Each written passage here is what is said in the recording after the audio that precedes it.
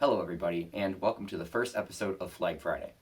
Before we start, I'd like to address why this series has been so damn late. So, for starters, I got sick a while back, and then had to spend a bunch of time getting caught back up with life.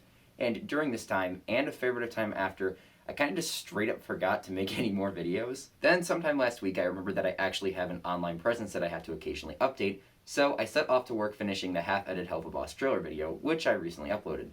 Then I realized that I never actually started this series and immediately set off to work on it. And that pretty much brings us to today. So now that that's out of the way, let's get started with the video. So seeing as this is episode 1, I figured I would start off with the country I live in, which is none other than the United States of America. First and foremost, let's talk about the design. The US flag is such a popular symbol that I'm sure basically everyone watching this video has seen it, and some of you might even know what the different parts of it stand for.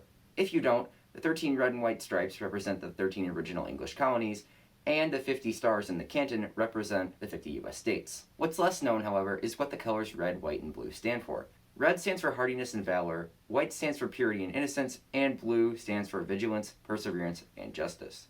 Now, while the US has always had those colors in its flag, there haven't always been 50 states. The 50-star US state flag that we all know and love wasn't actually adopted until 1960, and it's just one of the 27 iterations of the American flag. The reason there are so many is because every now and then, the national flag was officially changed so that the number of stars corresponded with the number of newly added states. It originally started looking like this. This flag here is the 13th star, and it's the first official flag of the United States. In 1777, the Continental Congress passed an act called the Flag Resolution, which stated that the American flag was to be made of 13 stripes, alternated red and white, that the Union be 13 stars, white in a blue field, representing a new constellation. As you can probably tell, this decree didn't lay out any strict guidelines for the way everything was supposed to be arranged, but the one depicted here is one of the more common ones. Technically, any flag meeting these criteria was the official American flag, meaning that in a technical sense, the Betsy Ross flag was the official flag of the US. Speaking of which, the Betsy Ross flag probably wasn't actually designed by Betsy Ross. It was probably created by a guy called Francis Hopkinson. Anyways, the flag was modified again in May of 1795. 2 more stripes and 2 more stars were added to accommodate Vermont and Kentucky, the 14th and 15th US states. Interestingly, this is the only American flag to sport more than 13 stripes. Also, it's the flag that the national anthem is based on, which is why the 15-star flag is known as the Star-Spangled Banner. Next up was the 20-star US flag. This one was adopted in 1818. This flag returned the stripe count to 13 and added on 5 more stars to the canton for the states of Tennessee, Ohio, Louisiana, Indiana, and Mississippi. This flag was incredibly short-lived and was only officially the nation's flag for 1 year. After the 15th star, the US flag would begin to change extremely often. The other 24 revisions that would happen to the flag were just 1 star being added to honor a new state. So I'm just going to speed through all of these iterations real quick. Following the 20 star, there was the 21 star, which was adopted in 1819. The flag only lasted a year, and the new star was for Illinois. After that one was the 23 star flag, which was adopted in 1820. The 2 new stars were for Alabama and Maine. After that was the 24 star flag, which was adopted in 1822.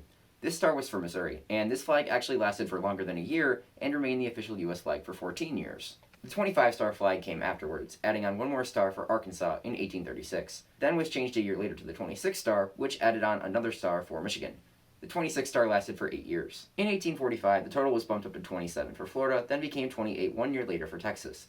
1 year after that, in 1847, the 29-star became the official flag, the newest star being Iowa. This flag was also only to last for a year because it was changed to the 30-star in 1848. This time the star was for Wisconsin, and this iteration managed to hold on for 3 years before being replaced by the 31-star in 1851, this time for California. 7 years later, in 1858, the 32-star came into effect, 1 more star being added for Minnesota.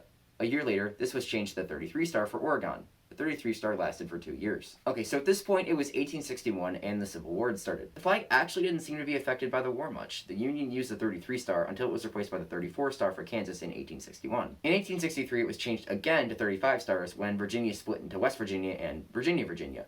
And then it was changed again in 1865, towards the end of the war, to add in Nevada. The 36-star flag was the flag that the Civil War ended on, and it wasn't changed again until 1867. This time they added a star for Nebraska, bringing the total up to 37. This flag actually stayed around for 10 years, which is a pretty long time to compare to all the other ones. The 38-star flag was adopted in 1877, adding on 1 more star for Colorado. This flag would remain the official flag all the way until 1890, a full 13 years. It was then changed to the 43-star flag, which is a significant jump from only adding 1 at a time. The reason for this is because a bunch of new states were created, specifically North and South Dakota, Montana, Washington, and Idaho. This is likely due to the westward expansion that the US was doing around the time. Anyways, this new and improved flag only lasted for 1 year before being replaced by the 44 Star in 1891, the new star being for Wyoming. It was succeeded by the 45 Star in 1896, this new star being for Utah. It lasted for 12 years. Oklahoma became a state in 1907, and the flag was changed to 46 stars in 1908. This flag lasted for 4 years. The flag was then changed again to 48 stars in 1912 for Arizona and New Mexico. This change is actually one of the more interesting ones. The executive order for the flag change, signed by William Howard Taft, established proper proportions and star arrangement, which is the first time it's mentioned, at least according to the Chamber of Commerce. So this 48 star was the US flag for 47 years, which is easily the longest time a US flag has remained. It wasn't altered again until 1959, when President Eisenhower signed an executive order to have the flag changed to 49 stars for Alaska. And finally, the flag was then changed again on July 4th, 1960 for Hawaii.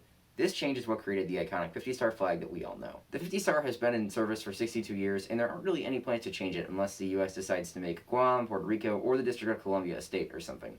So there you have it, the entire history of the US flag. When I set off to make this video, I had no idea that there had been so many different versions of the flag. I learned so much new information about a subject I already thought I knew a fair bit about, and was extremely surprised to learn all this new stuff about the flag. I hope all of you watching also found this video to be informative and enjoyable. Hopefully this video is a start to something great. Be sure to like, comment, and subscribe. Bye!